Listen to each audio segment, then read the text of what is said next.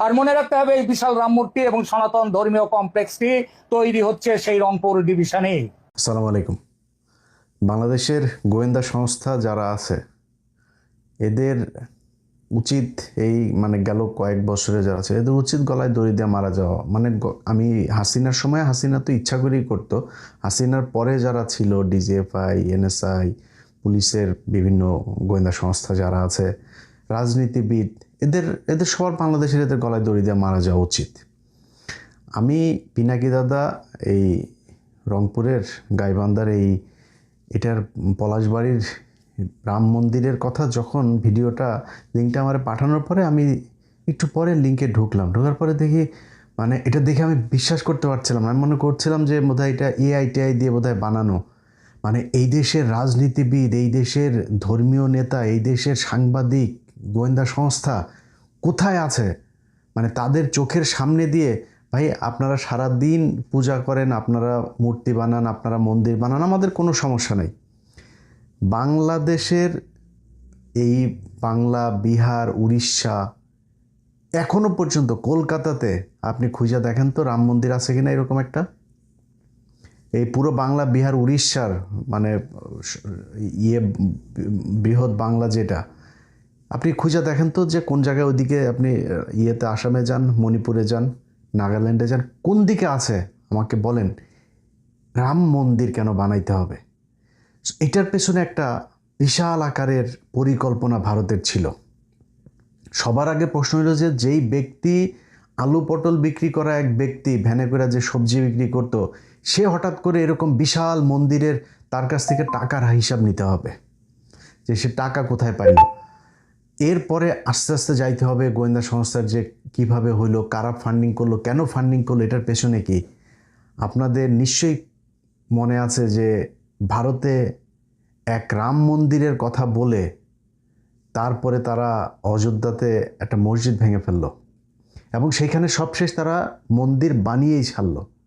মসজিদের জন্য জায়গা দিয়েছে অন্যদিকে, বাট ওইখানে তাদের মন্দির বানাইতেই হবে, ওইটা তাদের এখন আমরা থাকবো না। অনেক বাংলাদেশের বহু পয়সাওয়ালা, বহু ক্ষমতা সম্পন্ন লোকজন এখন কথা বলার সময় জায়গায় জায়গায় তারপরে বলতে পারে, বাট আপনি অনেক টাকা পয়সার মালিক হয়েছেন, বিশাল ক্ষমতার মালিক হয়েছেন, আপনি আপনার সন্তানকে এই দেশে রেখে যাবেন।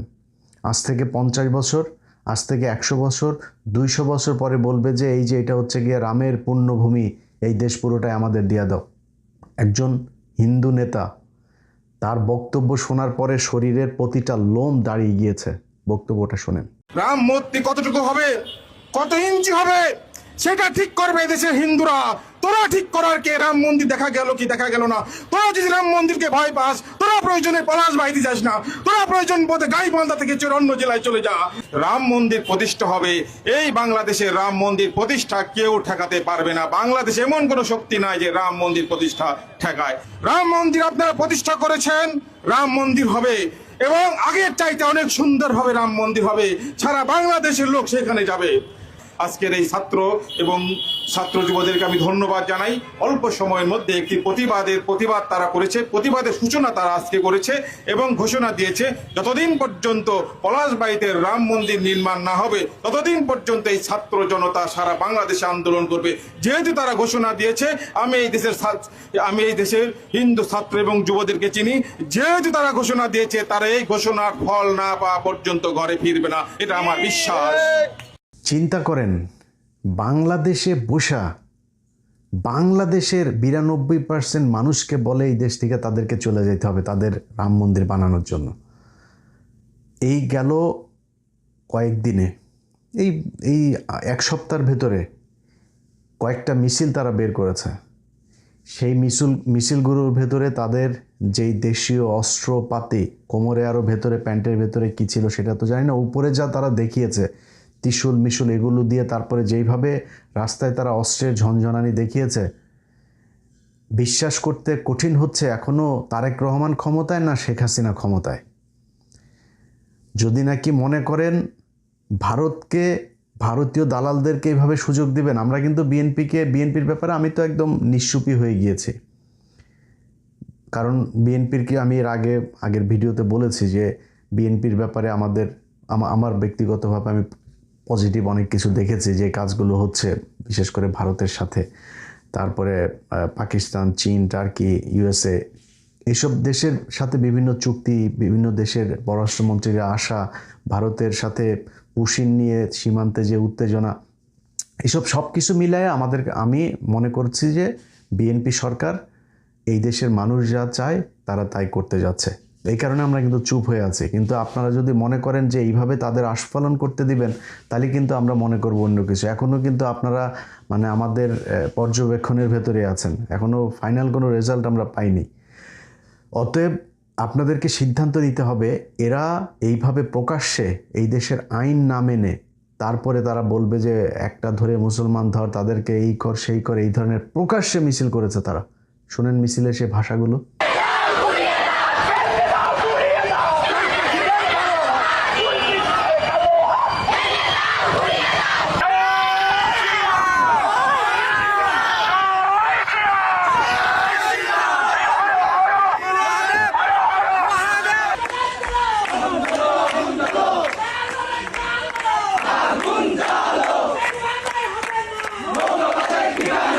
এটা এই সম্প্রতি এই মিছিল হয়েছে। তারা যে ভাষা, যেইভাবে যে বডি ল্যাঙ্গুয়েজ, তাদের পেছনে একটা গভীর শক্তি কাজ করছে, যারা তাদেরকে উস্কানি দিচ্ছে যে বাংলাদেশে একটা সাম্প্রদায়িক দাঙ্গা বাধাইতে হবে। এখন যদি নাকি ধরেন মুসলমানরা যদি যায় বলে যে আমরা রংপুরে বাংলাদেশের সর্ববৃহৎ মাদ্রাসা, ধরেন দেওবন্দের আদলে যদি এখন বাংলাদেশে একটা ওইরকম মাদ্রাসা প্রতিষ্ঠার জন্য আলেমরা বলে, তাইলে তো বাঁধবে। আমার দেশে হইতে পারে না মাদ্রাসা। আমি মনে করি আলেমদের এখন উচিত, তাদের মূল যে টার্গেট সেটা হচ্ছে রংপুর গাইবান্ধার এই অঞ্চলকে, এই যে চিকেন নেক, এটা হাসিনার সময়ের থেকে আস্তে আস্তে তাদের ধর্মীয় লোকজনকে ওইখানে নিয়ে মোটামুটি ওইটাকে পুরো তাদের অধ্যুষিত এলাকা বানায় তারপরে চিকেন নেকটাকে একটু লম্বা করা, এটা ছিল মূল টার্গেট। আর বাংলাদেশও তাদের দখলে ছিলই। দেখেন, বিষয়টাকে যত ছোট করে, যত মানে তুচ্ছ তাচ্ছিল্য করে দেখতে চাবেন, বিষয়টা এরকম না। এই ভারত এর আগে ঠিক একই ঘটনা দিয়ে, একই রকম কাহিনী করে, নাটক সাজিয়ে তারা ভারতের একাধিক রাজ্য তাদের আশপাশে থেকে তারা দখল করেছে। এই যে আজকের যে হায়দ্রাবাদ দেখছেন, এই হায়দ্রাবাদের তখনকার যে নিজাম ছিল, পৃথিবীর সবচাইতে ধনী রাষ্ট্রের মধ্যে একটা ছিল এই হায়দ্রাবাদ। স্বাধীন রাষ্ট্র ছিল, যখন কিনা আপনার ব্রিটিশরা এই 47-এ করে দিয়ে গেল, আপনার আলাদা করলো পাকিস্তান, ভারত, এর মধ্যে এই হায়দ্রাবাদ, জুনাগড়, গোয়া সহ কয়েকটা রাজ্য তারা একসাথে হয় না। তারা বলেছে আমরা ভারতের সাথেও থাকবো না, পাকিস্তানের সাথেও থাকবো না। এই হায়দ্রাবাদের নিজাম তিনি পাকনামি করে তারপর এটা বলল, কয়েক মাসের মাথায়, কয়েক দিনের মাথায় আপনার ইন্ডিয়া তাদের ওইখানে বললো যে আমাদের হিন্দুদের উপরে নির্যাতন হচ্ছে। এটা বলে তারপরে হিন্দুদের সাথে করে আপনার ওইখানে তাদের সেনাবাহিনী ঢুকে কয়েকদিনের একটা অপারেশনে কয়েক হাজার মানুষকে, সেখানে মুসলমানদেরকে হত্যা করা হয়েছে, হাজার হাজার নারীদেরকে সেখানে ধর্ষণ করা হয়েছে, করে তারা পুরো হায়দ্রাবাদটা নিয়ে নিল। জুনগর একই কাজ করেছে। গোয়াতে একটা ছোট্ট নৌকার মধ্যে আগুন দিয়ে তারপরে পুরো গোয়াটাকে দখল করে নিয়েছে। বলেছে যে এটা একজন হিন্দু সেখানে মাছ ধরতে গিয়েছিল, তার উপরে সাম্প্রদায়িক হামলা হয়েছে। এই কথা বলে তারপরে তার এই ইয়েটার মধ্যে, আপনার নৌকার মধ্যে আগুন ধরিয়ে দিয়ে বলল যে আমাদের এখানে সাম্প্রদায়িক হচ্ছে, আমাদের এখানে ইন্টারভেনশন করতে হবে। তারা যা সেখানে সেনাবাহিনী ঢুকাই দিয়ে গোয়াটারে দখল করে নিল। এরপরে সিকিম কিভাবে করেছে, পরবর্তীতে আরও কয়েকটা রাজ্যের, এগুলো আপনারা জানেন। সো আমাদের এখানে তারা যেটা এখন করতে চাচ্ছে, এই সাম্প্রদায়িক দাঙ্গা বাধায় তারপরে এখানে একটা মিলিটারি একটা ইন্টারভেন করতে চায়। সো আমার প্রথম কথা হচ্ছে যে সরকারের কাছে, সরকার কি মানে সেই আগের মতো পায়ে ধরে থাকতে চায় নাকি সম্মান নিয়ে থাকতে চায়, সেটা আমাদের কাছে পরিষ্কার হইতে হবে। আজকে যদি নাকি এই হায়দ্রাবাদ, জুনগর, সিকিম সেগুলোর মতো করে যদি আমাদের এখানে করতে চায়, আমাদের কি কি করণীয় আছে, আমাদের কোন প্রস্তুতি নিতে হবে, কি করতে হবে, সেটা আমাদেরকে এখন করতে হবে। আপনি এই যে এই ধরনের তাদের কিছু নেতা আছে, যেমন গোবিন্দ বাংলাদেশের বিভিন্ন আপনার সামাজিক সাংস্কৃতিক অনুষ্ঠানে যাবে। ইভেন তার অনেক মুসলমানের সাথেও তার বিশাল ভালো সম্পর্ক, এমনভাবে কথা বলবে মনে হবে যেন তিনি জামাতের প্রশংসা করে, সে জামাতের প্রশংসা করে, সে বোঝায় যে সে খুবই অসাম্প্রদায়িক একজন মানুষ এবং খুবই এই গোবিন্দর পরিচালিত তার যুব জোট, তারপরে হিন্দু এই যে লাভ জেহাদ, তারপরে হইল গিয়া তার কুরুক্ষেত্র, এরকম কয়েকটা গ্রুপ খুলে তারা সেই গ্রুপের ভেতরে একদম ওপেনে ডিক্লেয়ার দিয়ে মুসলমান মেয়েদেরকে তারা এই প্রেমের ফাঁদে ফেলে ফেলে তারপরে সেখানে করে, এক হিন্দু আরেক হিন্দুকে সাহায্য করে মুসলমান মেয়েদেরকে তার গর্ভে সন্তান দিয়ে তারপরে তাদের ভেঙে যাওয়া, তাদের পরিকল্পনা, মানে এটা তাদের বিশ্বাস যে তারা মুসলমানদের পেটে এইভাবে তাদের সন্তান দিতে দিতে একসময় এখানে সব নাকি তাদের ধর্মের লোক হয়ে যাবে। একদম ওপেনে তাদের গ্রুপের মধ্যে, আমি 15 মিনিটসের প্রোগ্রাম করেছি সেগুলো নিয়ে, তাদের গ্রুপে কোনো ব্যবস্থা নেয়নি তখনকার সরকার, এই ইউনূস সরকার কোনো ব্যবস্থা নেয়নি। এবং এখনও পর্যন্ত আপনার এই যে গোবিন্দ, সে বাংলাদেশে যে সুন্দর করে কথা বলে না, তার আমি 2024 সালে যখন হাসিনা পালায় গেল, এই হাসিনা পালানোর 15 দিনের মাথায় সে ভারতীয় একটা চ্যানেলে গিয়েছিল, তখন বাংলাদেশের একটা চ্যানেলেও আবার সে করেছিল, সেখানে সে বলছে যে না, হিন্দুদের উপরে কোনো ধরনের নির্যাতন হচ্ছে না, আমরা সবাই অসাম্প্রদায়িক, এই দেশে এগুলো যেগুলো করা হচ্ছে সেগুলো রাজনৈতিকভাবে। সে ভারতীয় এক চ্যানেলে গিয়ে, তাদের মানে জাতীয় চ্যানেল, সেইখানে গিয়ে সে কি বলে এসেছে আপনি শোনেন, তারপরে বুঝতে পারবেন যে সে কত বড় মানে হিপোক্রেট এবং কত মানে গভীর ষড়যন্ত্র সে ভারতের সাথে করে। তার বক্তব্যটা শুনেন। बांग्लादेश में हर दिन किसी न किसी जगह पर हमला हो रहा है, जमीनों पर कब्जा, लड़कियों का अपहरण, बलात्कार, झूठ धर्म का अपमान करने बयाने गांव के गांव जला जा रहा है, घर व्यवसाय लूटपाट धर्मांतरकरण किया जा रहा है। परिणाम स्वरूप हिंदू देश सरकार भाग गया है। এটা হচ্ছে এই গোবিন্দদের আসল চরিত্র। আমরা বাংলাদেশে, আমি একজন মুসলমান হিসাবে আমি কোনো ধর্মের সাথে আমি কোনো দিনও মানে কেউ কারোর ধর্ম পালন করতে বাধা দেখ, আমি কোনোটাই চাই না, মুসলমানও অন্য ধর্মের বাধা দেখ সেটাও চাই না।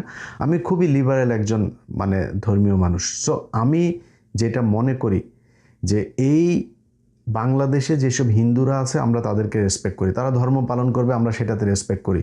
কিন্তু গেল 15টা বছরে আপনারা একটু ক্ষমতা পাওয়ার পরে আপনাদের যে চরিত্র বাংলাদেশের মানুষ দেখেছে, সেটা বনজ কুমার থেকে সেই বিপ্লব সরকার থেকে শুরু করে এই দেবাশিস টেবাশিস সহ সবাই তাদের আসল রূপ দেখিয়ে দিয়েছে। বাংলাদেশে তারা ব্যবসা প্রতিষ্ঠান খুলেছে, তাদের সব প্রপার্টি নিয়ে জমিয়েছে ভারতে, সব কটার ভারতে বাড়ি আছে, কলকাতা, দিল্লি, বিভিন্ন জায়গায় তাদের বাড়ি আছে, সেখানে গিয়ে তারা বাড়ি করেছে, তাদের বাংলাদেশে কোনো কিছু জমায় না, এটা তাদের চরিত্র। এবং বাংলাদেশের মেয়েদেরকে ধর্ষণ করা, বাংলাদেশের মেয়ে এই মানুষকে গুম করা, খুন করা, সব কিছুর সাথে তারা জড়িত ছিল। আমরা এটা 15 বছর দেখেছি, সেটা ভুলে যেতে চাই। কিন্তু ফার্দার যদি আপনারা এই ধর্মীয় বিভাজন তৈরি করে তারপরে বাংলাদেশকে করতে চান, তাহলে কিন্তু এই দেশের সরকার টরকার কোনো কিছু মানব না। আমরা কিছু বললেই তো তারপরে আবার বলে ফেলেন আমরা মব সৃষ্টি করতে চাই, এই কথা বলে বলে তারপরে আমরা খুব চুপচাপ হিসাব করে তারপরে চলতাম। অথচ এই সরকার আসার পরে এমন কোনো দিন নাই চাঁদাবাজিতে মানুষ মারা যায়। এখন তো আমরা কিছু বলি না, এখন এত মারামারি, গ্যাঞ্জাম, চাঁদা নিয়ে ঝগড়া, এত কিছু লুটপাট, এত কিছু হয় কেন এখন? আমরা কিন্তু সব বুঝি যে ঠান্ডা করে কোনো রকম সবাইরে ঠান্ডা করে দিয়া ধান্দাবাজি করাই হচ্ছে গিয়ে মূল উদ্দেশ্য, এটা আমরা বুঝি। সো এগুলো আপনারা করেন, কোনো সমস্যা নেই, বাট দেশের সার্বভৌমত্বের প্রশ্নে যদি কোনো আঘাত আসে তাহলে কিন্তু আবার সে হাসিনার মতো পাগলামি শুরু করে দেব।